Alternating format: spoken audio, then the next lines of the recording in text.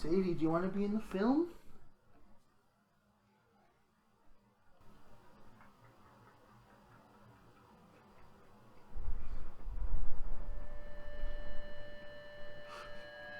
Nick Cage, American actor.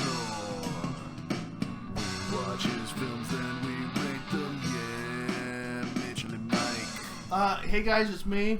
Hey guys, it's me. And welcome to the third installment of the what I can only assume is already a viral hit, Nicolas Cage, American actor. If you're joining us for the first time, I'm Mike from Mitch and Mike. And I'm Mitch from Mitch and Mike. And we are going through the acting history of who we believe to be the greatest thespian ever to walk the boards. Yes. Sir Nicolas Cage. I assume he's knighted. We're huge Nicolas Cage fans. Yeah. And so far we've seen two of his movies. Our third movie is none other than the 1983 cult classic, I think. What? I don't know. Maybe. No. Valley Girl. So it is a comedy. rom-com. Is it rom? It's not rom. It's a rom. What do you mean? It's a rom-com. It's how romantic was this movie? They kissed. So it's a rom-com, and what happened? What's the plot? The plot, so basically, it's a bit of like a Romeo and Juliet style storyline. So evidenced by... Oh yeah, there's some references. There's certainly a lot of Shakespeare references. There's at least two that I knew of. Which is interesting, because I don't remember Shakespeare being a hack. I think at the time he was considered a hack. Two star-crossed lovers battling all the obstacles to their love. Yeah, Nick Cage is a greaser. He's like a bad boy from the wrong side of the tracks. Yeah, and she's a valley girl. So she's like all prim and proper. And all of her friends are dumb. I'm sure, I don't know, like, oh, I get so fat and all, and what happened to my zits and get so dirty? That'll, like, attract every girl west of Van Nuys Boulevard. Your place will be packed. Okay, so he's awesome. Julie, like, don't be so greedy. I'm beginning to think I'm a piece of furniture or something, like an old chair. Oh, bad news. I definitely need something new. Yeah, so they're like the cool, rich Californians, and he's like the seedy, dirty... Yeah.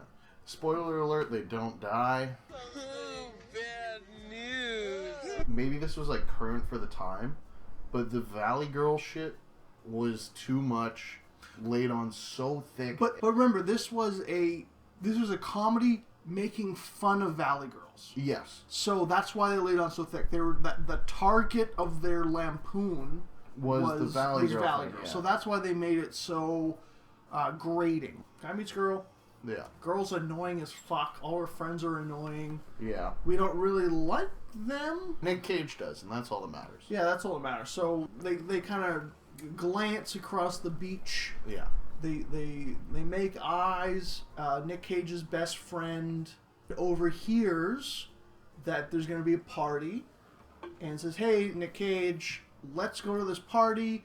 I saw the girls that were going and they're attractive." Yeah. So we assume there's going to be attractive girls there. Yeah, his friend, played by Quentin Tarantino. We think, in some of the shots, he looks like Quentin. He's definitely greasier than Tarantino, if that's possible. He's the sidekick to Nick Cage. Yep. Nick Cage doesn't want to go to the party because, it's in the valley. We don't deal with them. They're these uptight, kind of, rich, stupid. We don't want... We're into, rock and roll. And they go to the party, and then Nick Cage ends up seeing that girl from the beach there. They strike up a conversation. Her ex-boyfriend... MacGruber? Oh, MacGruber, yeah. He looks exactly like MacGruber.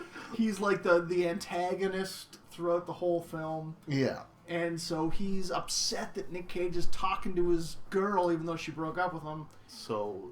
He sucker punches him. And then his gang... His gang of gay sailors...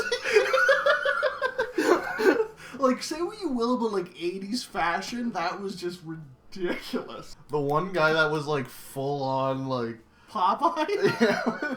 The kerchief and, the 1/4 sleeve striped. It was just nuts. The only thing he was missing was the tattoo that says, like, Mom. Yeah. They leave the party. The girls... Debbie Harry is what I'm going to call this girl. I don't even remember her fucking name. Debbie Harry. Which one's Debbie Harry? So Debbie Harry's Blondie. Blondie, okay. So fucking Blondie there, even though she's like redhead. I don't even get that reference, but I'm sure it's funny. Debbie Harry is the singer Blondie. I was in love and it was a gas. Turns out... And I say, hey. No, not that one. He gets beat up. He leaves the party. And then he has to, he decides that he loves Blondie. Or no one else should be able to interfere with who he talks to. He's a bit of a Montague trying to socialize with the Capulets. What does a flightless bird have to do with this?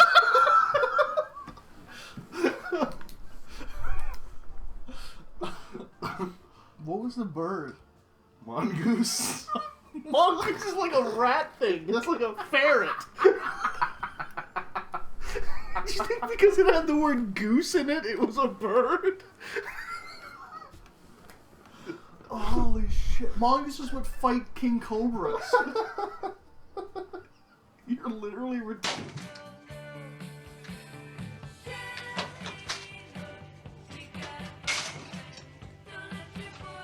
He goes back to the party. He waits for her In the shower. I thought he was waiting to fight MacGruber.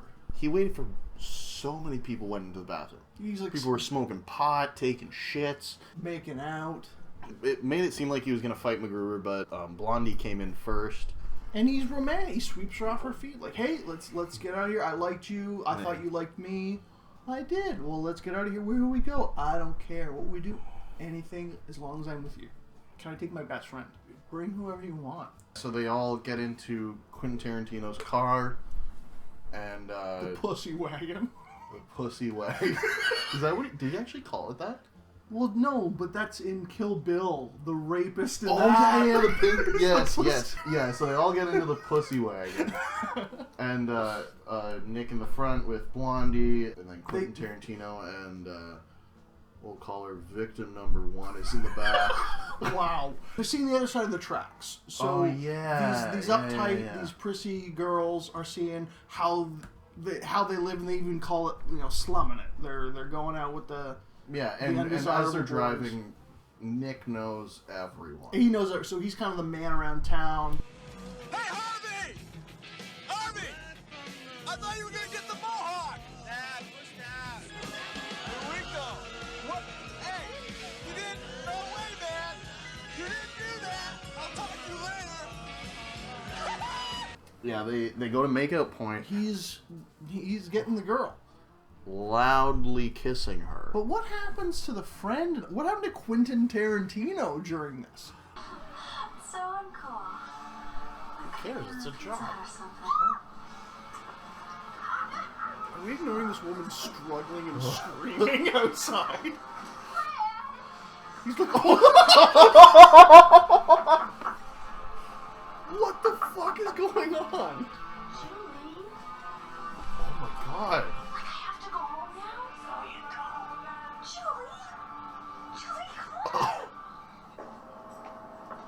It's the morning. Oh my god.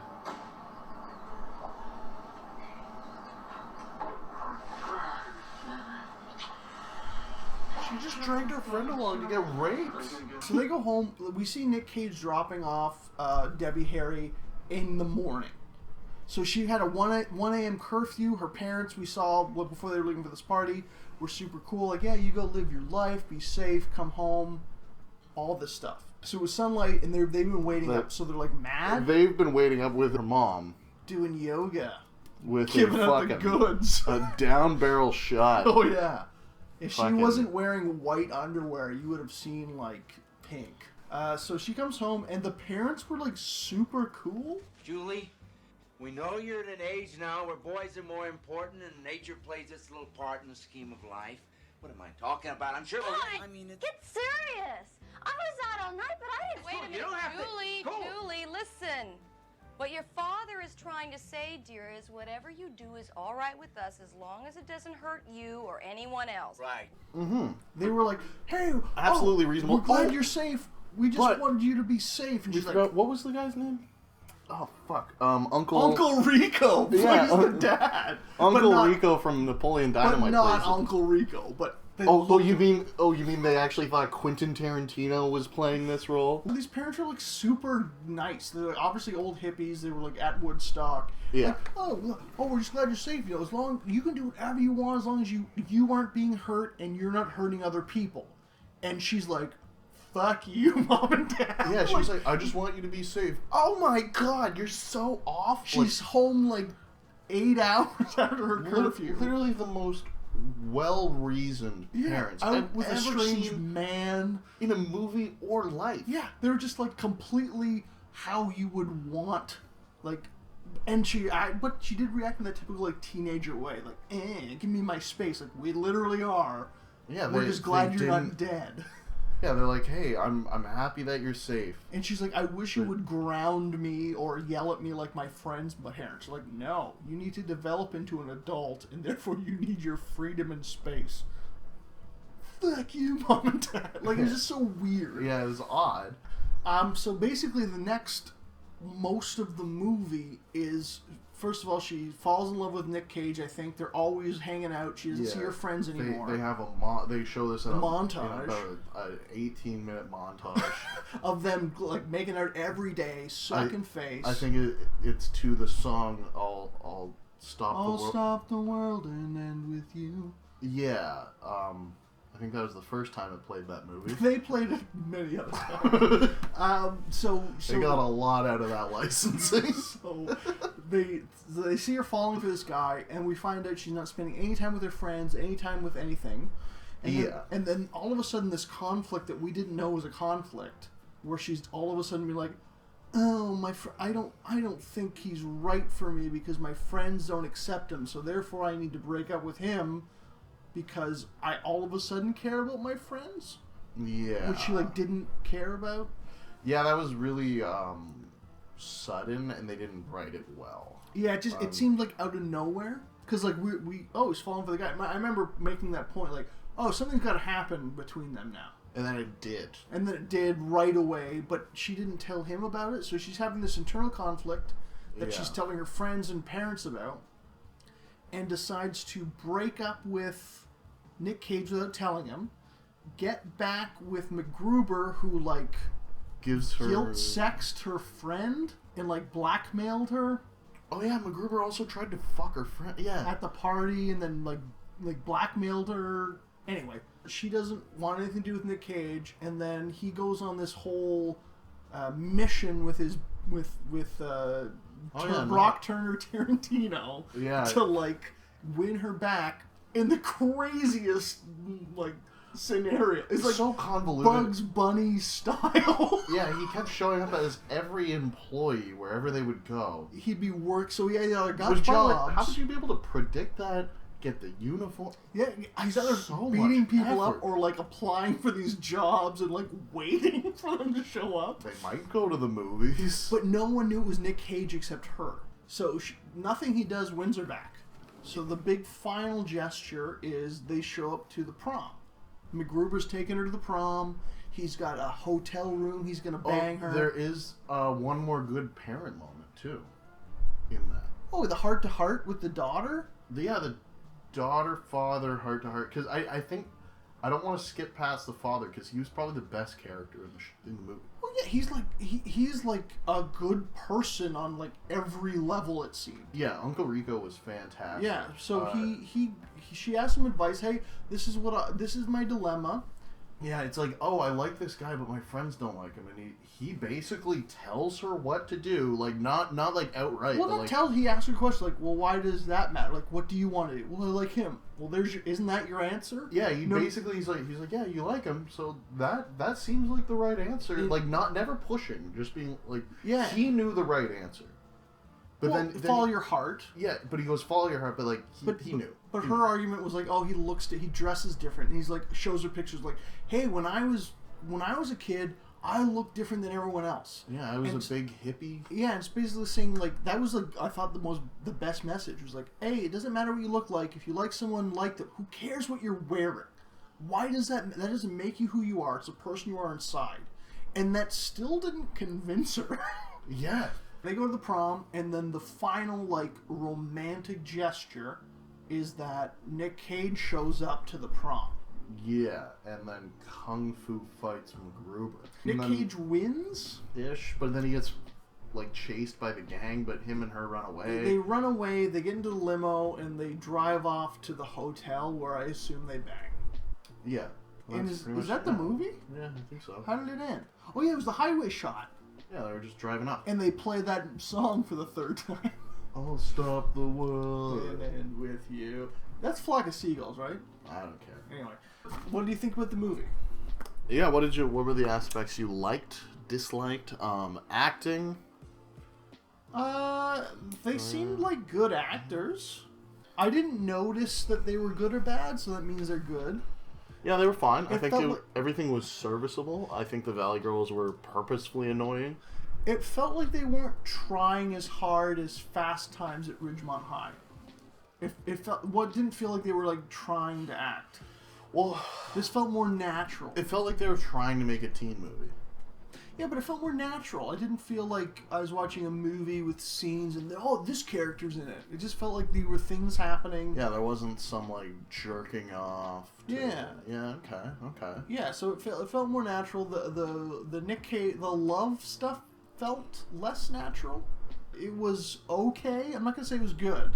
I'm gonna say it was okay. It was fine. It was fine. It was okay. It was okay. It was okay. I don't think I would like recommend anyone watch it.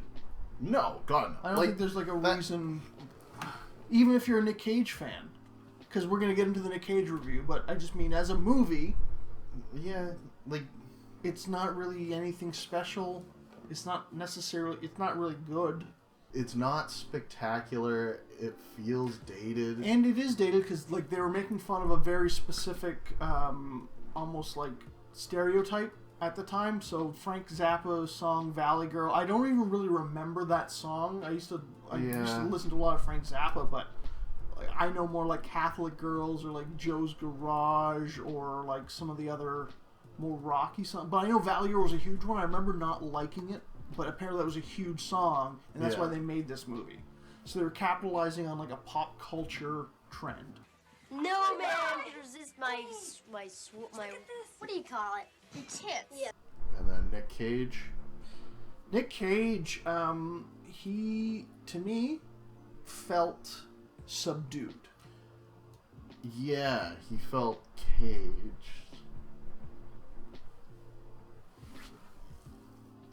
Nick Caged.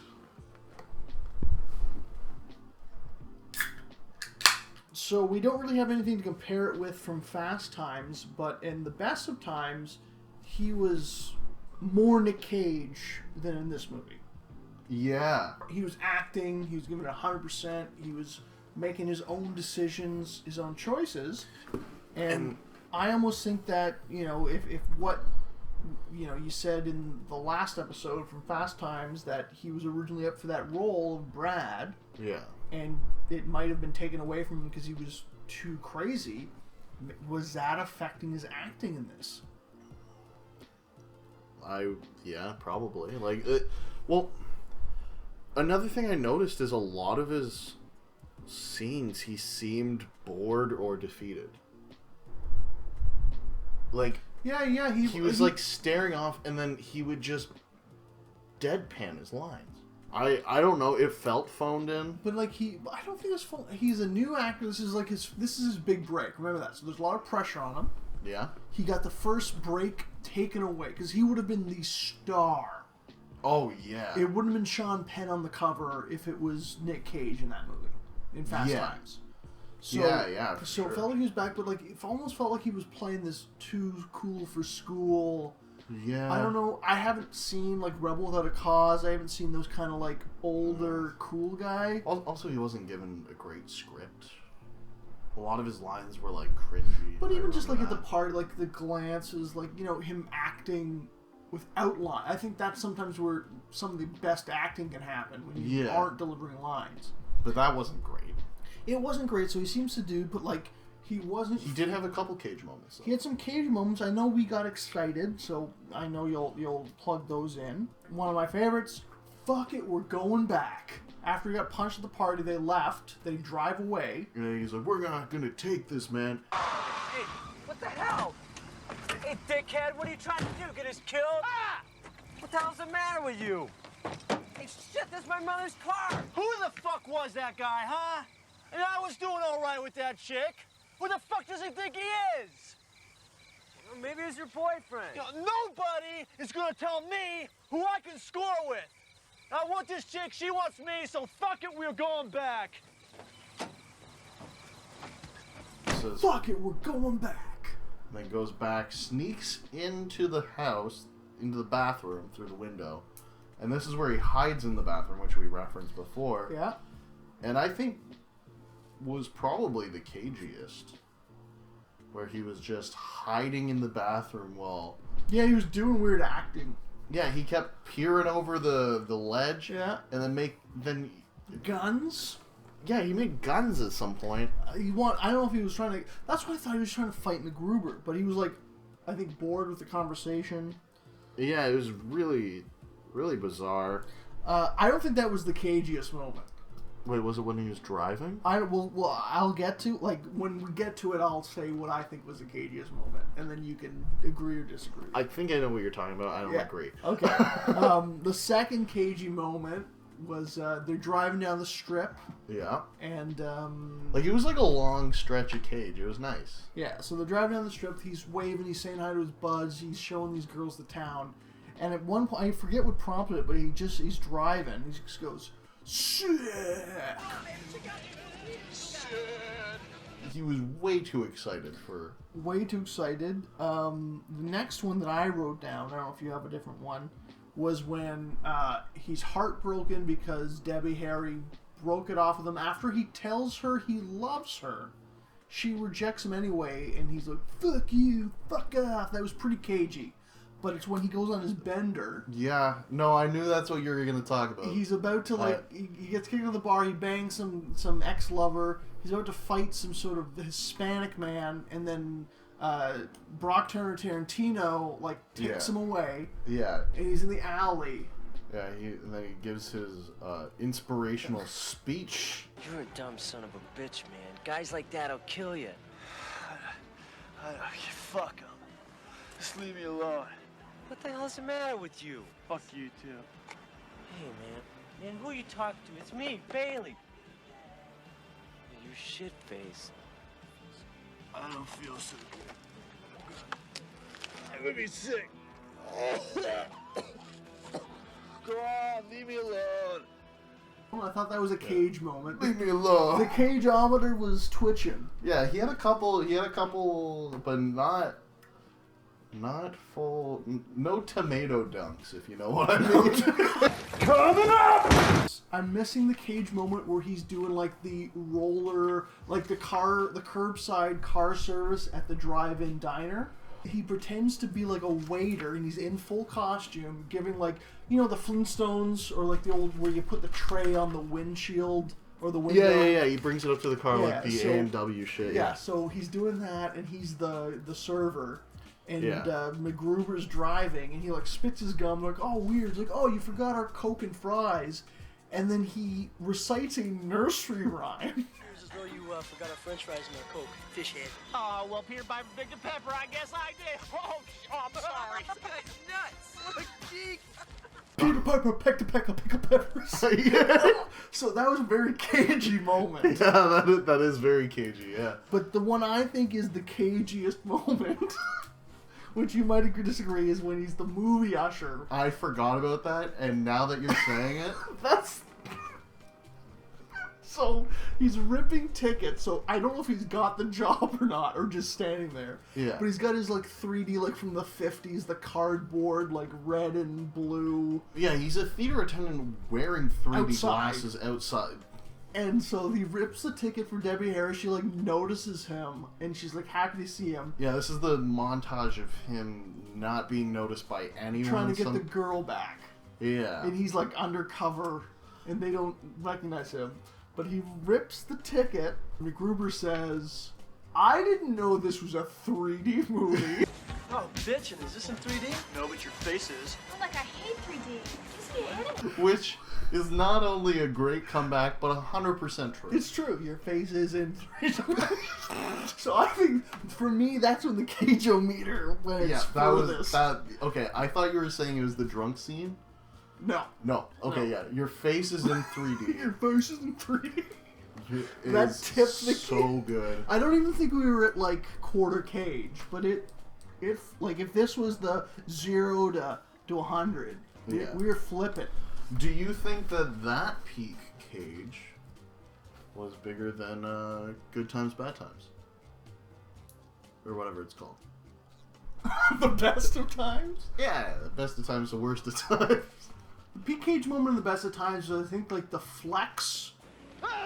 That's what turns women on. I never knew that. But that felt, even compared to this, it felt way less mature. It felt sophomoric. Yeah. So already we've seen 3 films now. The Best of Times, Fast Times at Ridgemont High, and Valley Girl. This is his most mature. So I almost feel like Valley Girl Nick Cage is day and night different than the Best of Times Nick Cage, even though only 2 years have passed. Yep. He's only had 1 role in between. Even though it was less ridiculous and less hammy than him going nuts, flexing, and like grabbing the guy by the armpit, I think that was the peak Nick Cage so far. Was him saying your face is in 3D. Yeah, because there was those brief moments, those sparks, where we could see the direction. Because obviously we know Nick Cage, his career, we know him from other films, obviously more recent films. Yeah. But like, if we were to say, draw a line from his humble beginnings, his origins. Yeah. This is more Nick Cage than I think we've seen. Yeah. I think we have to rate Nick Cage? in it, yeah.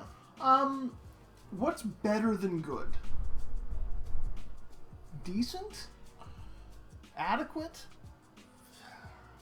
He wasn't great. I'm still gonna say that it wasn't as good as Good Times Nick Cage was. Ooh, that's true. Yeah, because he was full throttle Nick Cage. He was Nick Cage the whole way the through. whole time. And you know the dance numbers, so you're right. He was, because we had those glimpses of Nick Cage. I think his highs were higher, but his lows were lower. Because there were so many of the times where he's on screen, you're just like, what's he doing? And yeah, he's like, it's almost like he's trying to be the pretty boy, like looking sexy. Yeah, exactly. That's the reaction. But there's like 5 or 6 moments where I was like on board. Yeah, Nick Cage. But I think it was, again, going back to the Fast Times. I think he was held back. I think he was. He was underutilized. If that's true, then he was shaken up by that role. Which is understandable, especially like if you're an 18. If that's your first role, too, you're an 18-year-old kid. Oh yeah. You're in this movie, you know, like it. You know, this is a big deal. So Nick Cage was all right. He was all right. Yeah, I think he wasn't good. The movie was okay, and Nick Cage was okay. I think he was all right. He wasn't. Is all right better than okay? It's slightly less than okay.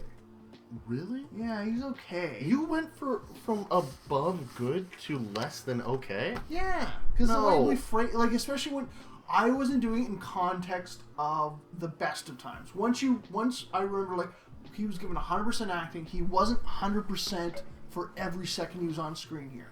Yeah, because like, so it wasn't good.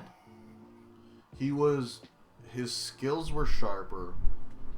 He's more mature. But he wasn't committed. Maybe he was. I feel like he was held back. That's not the Nick Cage I want to believe existed. Especially considering his debut was so much him. Yeah. I still think he's okay. He wasn't good. No, I didn't say that he was good. But you were trying to give him under okay, and I'm like, no, he's okay. He's alright. Fuck you. Yeah, that's under okay. He's alright. I think he was alright. He was alright. He's okay. Would you recommend this as a Nick Cage film? No. He's alright. He's okay. We didn't recommend the movie, and that was okay. Oh, alright. We have to agree on this, I think. We're giving him an okay? I'll give him an okay if you want to give him an okay. No, fuck it, alright. Alright, okay, so we've got an alright with Nick Cage. We've got an okay for the movie. Yeah. But we wouldn't recommend the movie for either. Yeah. So where is this? What's our final score? It's okay. It's okay. Eh? I'm gonna say it's alright. It's alright. It's alright. It's for alright. The whole movie. Okay, now the most important thing is, where does this rank in our number... Well, right now, number 1 is The Best of Times. Number 2 is Fast Times at Ridgemont High. Where is this slotting in the 1, 2, 3 order? Obviously, it's above Fast Times. Because he's not in it. Yeah, Fast Times is still the bottom. And I think, The Best of Times is still number 1 because he's 100% Cage. You think so? He's Nicolas Cage Unleashed. That's a lot of fucking... If you're going to recommend either The Best of Times or Valley Girl to someone who's a Nick Cage fan that just wants to see Nick Cage at his best, what are you going to recommend? Plus the movie, though. You still have to incorporate the movie. It's 50%. Would you still put it above if it wasn't the very first thing Nick Cage has done? Yes, I'm not considering that. I'm not considering it was his debut. I'm not considering he'd never acted before. I just think it's more Nick Cage. It's a better combination. I would rather watch The Best of Time. And it does also have the so bad it's good vibe. Yeah, so I'd rather watch... If I had to watch either of those two movies right now, I'd rather watch The Best of Times. I think I'd be more excited to see Nick Cage. I thought this had more... he danced. Yeah, he danced a lot. There were more boring parts in this. There were more parts I didn't care about. There's a long stretch without Nick Cage. There was a lot of time without Nick. There was a lot of time without Nick Cage in Best of Times. But it was a shorter thing, so it's percentage. Yeah, okay. So we're going to agree then. Yes, we're going to agree. And remember, as we go on, hopefully these decisions get a lot easier. Hopefully, No, because then it's going to be placement of where they are in the rank. They're going to get harder. Oh, fuck. We got to remember a lot of information. Don't worry.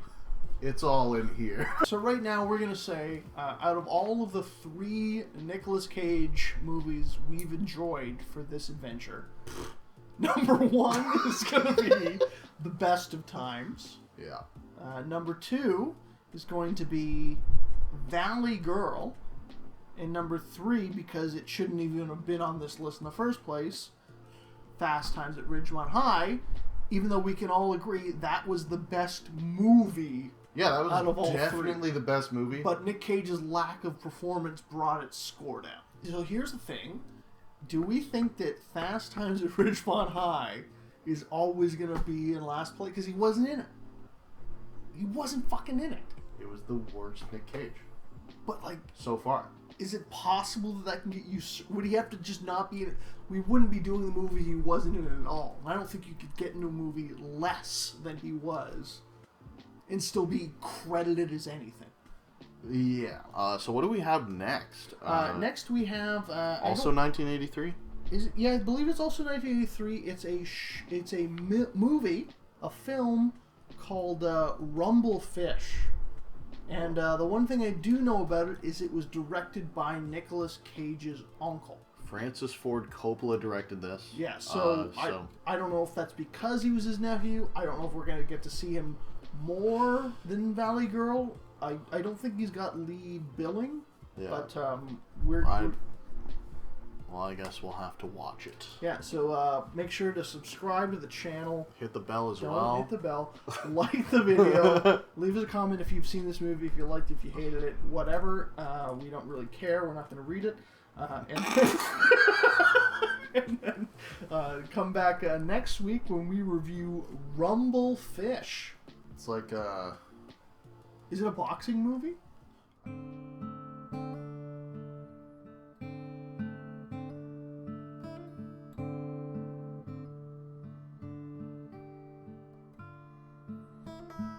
Nick Cage.